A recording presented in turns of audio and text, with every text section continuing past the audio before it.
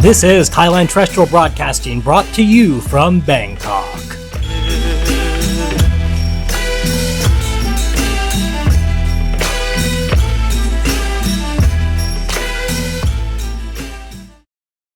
Greetings from low season Thailand, where the tourist number decline suits us lowlives just fine.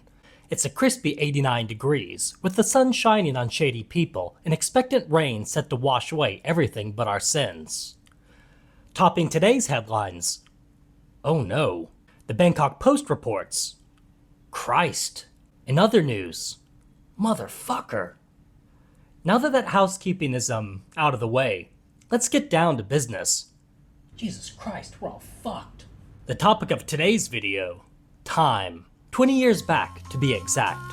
Although the 20 years I'm speaking of are more a marker of mindset than the number of spins around the sun. I think we are living through a time of profound disquiet, to put it mildly.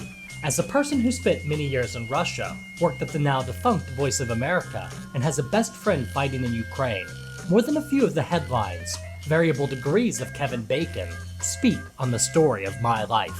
Even the rockets that recently killed civilians in Thailand harken back to my numerous visits to Surin town to stay with an ex on our permaculture farm, and the Thai-Cambodian border bike trip I took years back to check out the tourist-free Khmer ruins. Likewise, the greatly expanded Burmese population in my Bangkok neighborhood tells another story of war and human tragedy. 5 years ago, there was one Burmese eatery to be found in the market and backstreets behind my old condo. I counted around 10 last Sunday. It's getting harder for them to stay here. One Burmese acquaintance in particular comes to mind. She's very bright, having taught herself English and Japanese, even though she was prevented from graduating high school because of COVID, and then war. A policy introduced in April requires migrants like her to apply for an extension of stay from Myanmar. That policy also served Myanmar's junta, which introduced mandatory conscription in February. She was forced to go home for what she said will be a 16-month stint. Others, specifically men who aren't too keen to fight and die for the junta, are staying on illegally. If my acquaintance had been born in the West, she'd be studying medicine, or linguistics, or something. But the glass ceiling she was born under barely gives her space to get up off of her knees. When she does return to Thailand, she'll be studying languages in the morning and serving people like us in the evening. This, my friends, is what privilege is really all about. But she, and other Burmese folk I talk to, aren't complaining. The precariousness of their lives, and the grace with which they carry that burden, is something we could all learn from. I am yet to do so, to my own detriment. As a make-believe journalist, I learned one thing. You never want to be the subject of a story. Unless it's one of those PR puff pieces the rich have written about themselves. Maybe I lost my job because of Trump, but I didn't lose my country. On second thought, these days, I don't think a person has to travel halfway around the world to feel the effects of these mad times we live in. Some demonic alchemy of COVID lockdowns, mobile phone addiction, AI-induced algorithmically fed slop, and the tech elite's absolute disdain for humanity is tearing the fabric of communities and civilizations apart. My life prior to 2020 almost feels like a dream. Time feels mushy and accelerated. The inundation of content has done its best to extinguish the human spirit, the artistic spark that seeks to capture hearts and not views. Most of us struggle to be present with anyone or anything without feeling the burning desire to escape through doom scrolling. It's almost like Total Recall, wherein the memory implantation process went awry and we all woke up in dystopian hell. We had the ability to make this world anything. This is what they chose. With each passing year, young people will have an increasingly foggier and then non-existent memory of a pre-COVID world. But it goes beyond the coronavirus schism. I believe there is a profound tension between young people who are born with a mobile phone in their hands and older folks who remember a time before we were enslaved to the screen. Because the phones aren't going away. The fact that these things are separate from our bodies, that there's a theoretical ability to put them down while showering or having sex, and definitely while having sex in the shower, will one day be viewed as anachronistically quaint. I think this intergenerational tension is inevitable.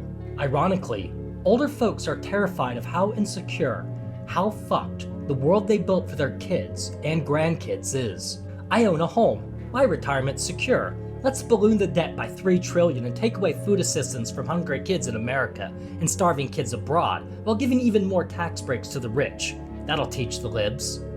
And believe me, buddy, we've received your message loud and clear. I belong to a very specific generational subsection called exennials. We came of age between two worlds, the analog and digital. Growing up, I was once described as Generation Y, a designation which fell out of linguistic favor. Exennials covers folks born between 1977 and 1983. The television show My So-Called Life best conveyed the aesthetic of our teenage years. The highlight of my elementary school week was playing Oregon Trail on an Apple IIe in the school library. Our high school got an internet connection, but we didn't have one at home. I specifically remember my friends and I surfing the World Wide Web in the school library when I was 16. It was cool to look up a few obscure punk bands or wait a few minutes to download a picture that you could print off. But we also quickly got bored with it. I mean, there were parking lots to skate, hardcore anthems to bang out in the garage, and boobs to dedicate our waking hours to touching. Who the hell wants to hang around staring at a screen? Well, we got our answer to that one. By college, we had a computer lab, but I still used card catalogs to look up books for research papers. A few folks had mobile phones, but it wasn't the norm, and they weren't something you stared at all day. People used them to call each other so they could go and do things. To live. Social media didn't exist. My friends and I continued writing physical letters to each other into our 20s. There was even an art to it. I had a penchant for decorating the envelopes with elaborate illustrations and stuffing the insides with torn out pages of Japanese porn that my best friend had to hide from his petty officer. We also had email, of course, and everyone I knew wrote long messages. I remember the first time I went to Thailand at the age of 20. I checked my email once a week. My inbox was filled with dozens of thoughtful responses from the people I'd emailed the week before. It was thrilling reading those messages and responding to them. But something in my brain chemistry made it totally okay to go another week before heading to an internet cafe to pick up the next digital stack of letters. And that was really the key to it all. We came of age exactly at a time when the very technologies that are ruining the world were being slow dripped into the population's bloodstream. Back then, the lifeblood of our society had not succumbed to sepsis. We had a foot each in the old and new world at a very unique place and time in human history. My childhood, Soviet fears aside, was relatively safe. We saw the wall come down. We thought we had reached the end of history. We thought that Star Trek, and not the Terminator, was the model for the future. Life started getting terrible in my 20s, with the forever wars and the consequences of neoliberalism, and Reagan's embrace of Christian fundamentalism really starting to germinate. It's impossible for me to disentangle America's embrace of Trump from those things, because the conspiratorial world MAGA lives in is just like the fever dream of the left-behind, dispensational premillennialism theology that scared the shit out of me as a kid. Couple that with a very real urban decline that both parties engineered through the entirety of my life, false prophets were bound to rise. And this being America and all, of course we got hoodwinked by a glorified used car salesman in clown makeup. Being as adjacent to Gen X as I was, with the anti-government punk rock of the Reagan years serving as the soundtrack to my life, the way things have fallen apart from my 20s on has been disappointing, but inevitable. But my generation was still tinctured with a bit more hope than Generation X. Unlike boomers, and some members of Generation X, I didn't get to live a substantial portion of my life believing, as John and Paul sang, that it's getting better all the time. And frankly speaking, a dude born in 1950s England, or Middle America, does live in a world that is profoundly different than the one he grew up in. His quaint little town, his high street, are gone. And that cohort had to adapt to the cultural digital communication matrix, what I'd call the digital leviathan, at a far later stage in life when it seemed far less intuitive. I think the fact that my microgeneration engaged in both primary, old school, pull the books off the shelf research, while also sifting through and being forced to verify online information, gave us something of an adaptive advantage in this world of torrential bullshit. I think everyone instinctually knows everything is fucked, but unsurprisingly, populist rage is being directed by the very forces who control the flow of information, the anti-democratic tech oligarchs. They claimed they would drain the swamp. Instead, swamp creatures are sending folks to drown in the Everglades. I saw this happen in Russia too. You can take away people's freedoms as long as you empower the dominant group's cruelty. It's a story as old as time. Luckily for our overlords, people don't read. They do mainline the bullshit the bastards feed them. things will get worse. I really think it won't get settled until the folks who have no memories of the world we pine for finally take control. The water was already too hot when folks like me got dropped into the pot. We weren't ever going to adjust to the cauldron. We can neither stop the world from getting worse, or even forget a world so much better than this. The kids, God bless them, are going to have to sort out this mess. So where am I going with this? Thailand to me is a place that is firmly ensconced in my past and present. But a large number of expats have no memory of a pre-social media Thailand. They came here as part of the post-COVID exodus, looking to outrun the tide of history. In reality, it's a bit like Stephen King's short story The Langoliers, where people aboard a plane are trying to escape space and time-eating monsters. Those folks are a different breed to me. Their first version of Thailand was formed in the digital void, and that continues to inform them. As far as Thailand is concerned, and really everywhere else, I find two different theories of time at play. For while I do believe that the space-time continuum was ruptured by the COVID mind melt machine, I also believe that human beings tend to suffer from the 20 years ago syndrome. In books and conversations spanning 100 years of human experience, the things were better 20 years ago chorus is a constant feature of human experience. Just go to any YouTube music video from the 60s, 70s, 80s, or 90s. It's all one big nostalgia circle jerk. It's always difficult to disentangle the spirit of the times from the time in an individual's life when they were experiencing that era. I also miss the days when I was more concerned with boobs and punk shows than boobs and booze. Oh, and humanity's collective awakening to impending existential annihilation. 'Cause there ain't no boobs nor booze in the void, folks. That's what makes it the void. And that's what being young is, not seeing the void. Youth is not wasted on the young. It is all of that unknowing that makes being young so rad. Because you really can believe that the sun rises and sets on your girlfriend's awesome rack. Gravity, and forces far stronger than that, will one day take everything. Getting older is hard. It's a pretty common occurrence that life loses its luster. People stuck in adolescence aren't great at navigating depths. Because most older folks that I'd call wise graduate towards silent meditation on the beauty of small things, rather than getting stuck on seeking increasingly vertiginous heights. When you see septuagenarians doing the hunchback shuffle down Walking Street, well, it's better than sitting at home and waiting to die, I guess. But I also cannot help but think these folks lost the plot a bit. Because that pay-for-play scene is pretty repetitive, boring, and most importantly, soulless. A lot of folks who get older rage against the young by propagating the belief that all that was good about the world is gone. And once again, I do think that might be true because of COVID and the social media death machine, but that truth overlaps with an evergreen illusion held by people who don't obtain wisdom with age. Our experience of the world will always be a reflection of ourselves, even if we are all in an objectively worse world. I recently got back from Vietnam, which, I'm ashamed to say, was my first visit to that amazing country. I wish I'd gone before, but I'm thankful Vietnam was there for me, just as it is, right now.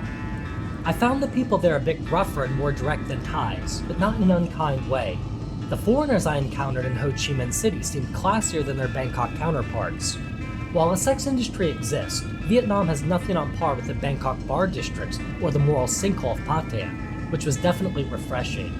I got the sense, and it's a very, very limited one, that the average foreigner who settles in Vietnam is on a different trip than their Thailand counterpart. Speaking of trips, I had some beautiful motorbike rides there. I went to a national park roughly an hour's ride from Dalat on a kinda rainy day. I spoke with a couple of park rangers and showed them pictures from my motorbike rides back home on the Blue Ridge Parkway. They were amazed by the similarities. So was I. Getting to wander through those hillsides lined with pine trees in Southeast Asia was a unique experience. I'd never have imagined that I'd find a bit of home nestled away in Vietnam's Central Highlands. It felt good, being in a place that was in some ways familiar, but in many other ways completely alien. Good is not how I describe navigating those roads and roundabouts, but I'm glad I took the Pepsi challenge. You start to pick up some patterns out of the chaos, and you feel a bit proud of yourself for making it out alive. More broadly, I've come to realize that I'm far less adventurous than I was in my youth. After you almost die a number of times, your tolerance for testing your luck declines. Though that death drive was supplanted by increasingly risky mountain motorcycle rides. Go figure. I'm sure that's got something to do with the illusion of control. there's no controlling for a patch of gravel on a downhill 60-mile-per-hour switchback. On the ego front, I'd gotten used to being the type of foreigner who knew a bit more than the average bear. I'm 100% one of those dudes who has a tendency to view himself as better than tourist. It's bullshit. I know it. I'm working on it.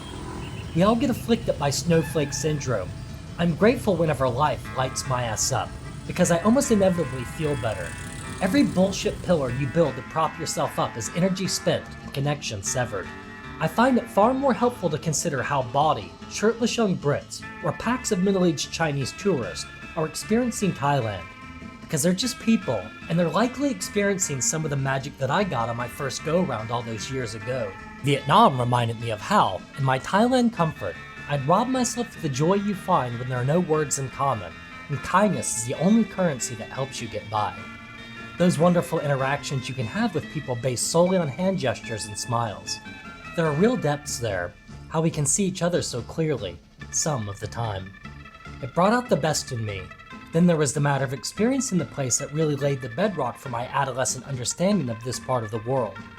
There was a Vietnam of my dreams forged in movies, and tempered by the memoirs of journalists as I got older. Lovely aesthetic aside, that Vietnam, if it ever existed, is long gone. Considering where the aesthetic came from, fortunate sons and all, that can only be a good thing. As moving as it was to my own place and time in the stream, the beauty of a crumbling empire is better off in the dustbin of history. And once again, that vision of Vietnam is one of the pipe dreams that helped cultivate my very real love for this part of the world. There was something else Vietnam was that Thailand isn't, at least to me. New. That newness is a good thing. Walking and riding around can induce more than a bit of stress. But I was happy to spend days doing both because everything I saw was novel. The rhythm of life had yet to set grooves for the needle to run through. The song did not remain the same. It was all jazz. But I have enough wisdom now to know that that feeling would inevitably pass. A road you take in with bright eyes will eventually be seen dimly once the demands of capital, or simply escape, set you on the same path day in and day out. The fantasy of a place is destined to die. That's when you have to start taking life on life's terms. That's when you find out where, if anywhere, you really belong. And I can say, when I arrived in Thailand, after a hot Vietnamese immigration officer made me stare at her face for 5 sexually charged minutes straight in an attempt to reconcile my 8-year-old passport photo with the manly beefcake standing before her, I felt like I had come home. But while Thailand is home, the voices I hear calling out from the digital void, telling the world what Thailand is, do not feel like my neighbors. The white guy Thailand YouTube space is an overwhelmingly bleak one for me, which reflects another reality that I'm forcing myself to come to terms with. My voice really isn't welcome here. The dictum of Socrates, the unexamined life is not worth living, is largely anathema to this lot. The motivations that bring people here, and the gripes they develop as a result, are frankly ugly. The refrains, the chorus of the Brotherhood of the Screaming Abyss, are always the same. The West has fallen, no money, no honey. Oh, and of course, Thailand of yesteryear was amazing. Today's Thailand is shit. Those embracing this attitude are clearly one of the largest cohorts when it comes to Thailand's content consumers and creators. Content creators know that in order to reinforce that tribal insularity and make a buck, you play to the crowd, platform them, validate their worldview, no matter how destructive it is. It's audience capture for the worst audience on earth, and if not the worst, then perhaps the most pathetic. The social media ecosystems built to spread and sustain their worldview are, for a person like me, pretty toxic. It's the sort of place where people talk about prostitutes and Thai women as if they are the same thing. People don't watch videos about Thailand to reflect on who they are or what Thailand is about. They want to reinforce their view that everything, frankly, is shit. That's really something to think about. Constantly being bombarded by and contributing to a community that fundamentally believes the women that brought them here are seeking their ruination, and the place they escaped to is already beyond repair. 20 years back, they say. 20 years back. It was always 20 years back. Even 20 years before that. Even for those who weren't even here 20 years ago. Thinking about all of that, I wasn't sure if I was ever going to make another YouTube video. Even if I could build an audience out of thin air. The regularity with which you have to create content is a serious barrier to entry. For a number of reasons, I recently just didn't feel like saying anything. So why talk? That seems pointless to me. If silence is in me, then I have to honor it. That's completely at odds with the economic model of this platform, which is why it's so awash in mind-numbing, soul-destroying slop. Every minute, YouTube users upload 500 hours of content. It boggles the mind. Competing for attention in that ocean of noise seems like a Herculean task. I do have respect for the hustle it takes to rise as a signal from that static sea, but I do not have respect for the fact that people bow down to an algorithm which has no interest in serving the human quest for information and connection. I also have a very hard time believing that people will get a very well-informed or respectful view of Thailand if they tune into a lot of what's on offer. Part of my problem is that my personal experience is an outlier among the white dudes who call Thailand home cohort. See, my first serious romantic relationship was with a Thai girl who came over to the States as a high school exchange student. At that time in my life, I had no interest in Thailand, nor was I aware of the stereotypes. I was simply attracted to Asians. Shit, she was Asian. After dating a couple of years, I went and lived with her family in a suburb of Bangkok for a summer when I was 20, and then 21 years old. I barely saw another white face during that trip. It was at times a very difficult experience, as the food tore my white bread American guts out, and no one in the neighborhood could speak a lick of English except my girl. But the way the neighborhood took me in, and suffered my temper tantrums, was pretty astounding. I cannot overstate how much I wish younger folks could have an experience like that. I had no preconceptions about Thailand. I hadn't watched a million videos on YouTube. I didn't come with a checklist of things to do. And when shit got rough, I couldn't check out on my phone. I had to be right there, feeling it all. Stranger in a strange land. Likewise, when we went up country and stayed in a stilted house over the river, our entertainment was booze, guitars, rowboats, and cigarettes. Me and her cousins communicated through laughter and the sound of clinking glasses. There was no electricity in the village. When darkness fell, our light was the stars and the moon's reflection on still water, not the glowing screens of mobile phones. I'm likewise grateful I was fully present for that too. It all feels like a dream. Yet it was as real as life could get. More real than life feels being right here, saying this. Her and I eventually broke up, and I moved to Northern Ireland the following year. In one of those, do you believe in the simulation moments, the university had dispatched a bus to the airport to pick up international students. The only free seat on the bus was next to a gorgeous and rich Chinese Thai girl who had been sent to the UK when she was 10. She was studying medicine against the advice of her parents. That's the kind of money she came from. Studying medicine was viewed as a passion project, but financially a waste of time. Unsurprisingly, she went on to do a lot more than practice medicine. For reasons I'll never understand, that amazing woman loved me. And 2 years after my first visit, I got to spend another summer in Thailand, living at her family's mansion. The 24-hour layovers in Moscow Sheremetyevo Airport also foreshadowed the hell I'd put myself through. Even back then I wanted to be in Thailand. How I ever got sidetracked in Russia, God only knows. As for that second Thailand sojourn, I didn't just stay in their mansion. They also set me up in the top floor apartment of a building they owned.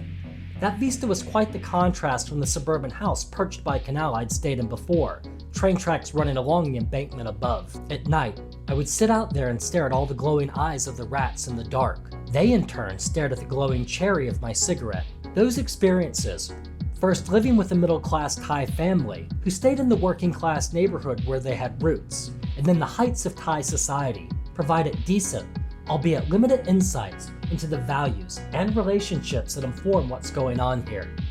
When I came back to work at the Bangkok Post, I dated and befriended a number of middle-class Thais who likewise took me into their homes. Time and again, the world they showed me is not the one I see reflected by white dudes online. And I know why. The Thais have an expression, "Gok nai gala krop," frog underneath a coconut shell, used to describe someone who mistakes their very limited perception of the world for the world itself. A shockingly large amount of expats who never even try to learn Thai, and rarely interact with Thais where a transaction isn't involved, get on their soapboxes to tell the world what Thailand is. So when they bemoan the loss of Thailand, what they really mean is they are having a worse consumer experience than in years gone by. But you have to ask yourself, is this what Thailand is? It certainly can be, if you so choose it. It tickles me to imagine a Chinese tourist doing the same thing in Las Vegas, spending his days at strip clubs in the Bunny Ranch, never learning a lick of English, and coming to what he believes are profound conclusions about American women based on those interactions. We'd likely view such a channel as parody, but in Thailand it's our reality. That said, I have to resolve myself to the fact that these dudes aren't going anywhere, because a lot of these men are incapable of accepting that they are what's wrong with their lives. And the white dude Thailand YouTube space largely buttresses their delusions. Western women don't suck. Thai women don't suck.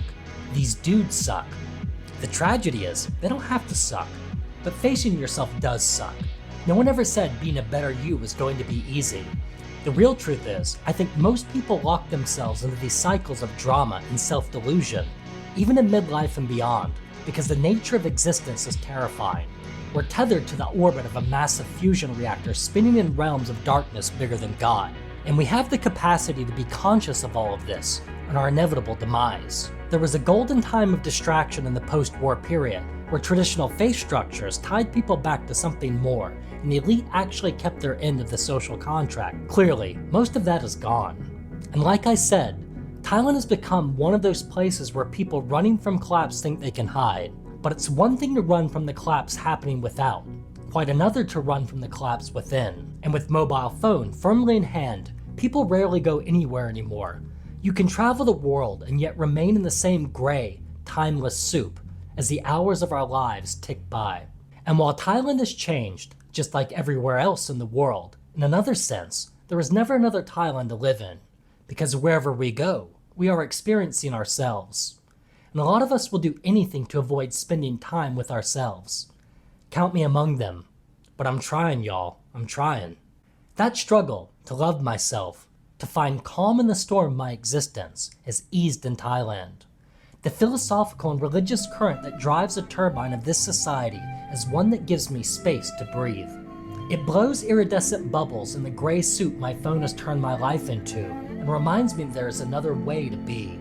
And 20 years back, and 20 years before that, the same engine of human thought, perception, and right action remains largely intact.